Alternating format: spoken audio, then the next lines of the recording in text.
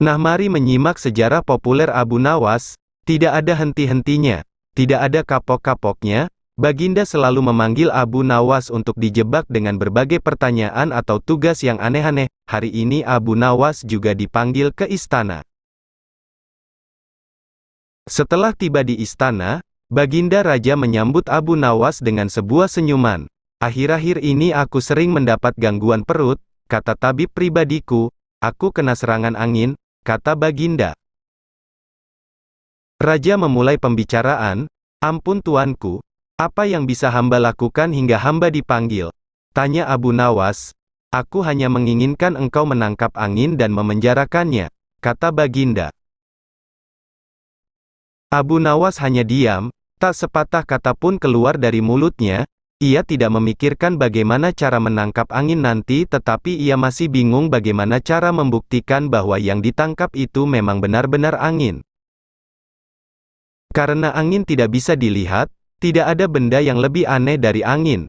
Tidak seperti halnya air walaupun tidak berwarna tetapi masih bisa dilihat. Sedangkan angin tidak. Baginda hanya memberi Abu Nawas waktu tidak lebih dari 3 hari.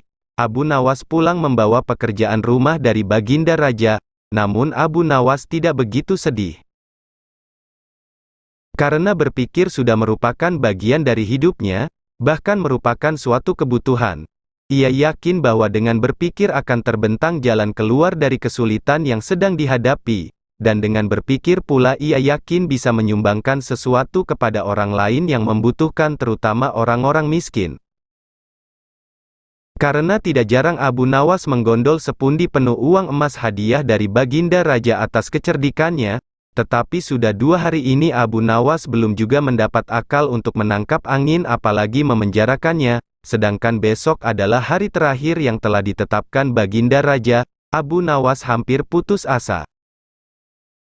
Abu Nawas benar-benar tidak bisa tidur walau hanya sekejap. Mungkin sudah takdir, kayaknya kali ini Abu Nawas harus menjalani hukuman karena gagal melaksanakan perintah Baginda. Ia berjalan santai menuju istana. Di sela-sela kepasrahannya kepada takdir ia ingat sesuatu, yaitu Aladin dan lampu wasiatnya. Bukankah jin itu tidak terlihat? Abu Nawas bertanya kepada diri sendiri. Ia berjingkrak girang dan segera berlari pulang. Sesampai di rumah ia secepat mungkin menyiapkan segala sesuatunya kemudian menuju istana. Di pintu gerbang istana Abu Nawas langsung dipersilahkan masuk oleh para pengawal karena Baginda sedang menunggu kehadirannya.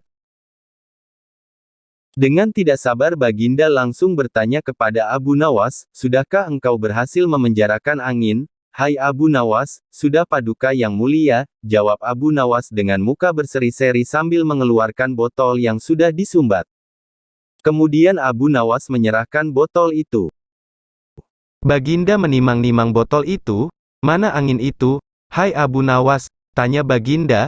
"Di dalam, Tuanku Yang Mulia," jawab Abu Nawas penuh takzim. "Aku tak melihat apa-apa," kata Baginda Raja. "Ampun tuanku, memang angin tak bisa dilihat.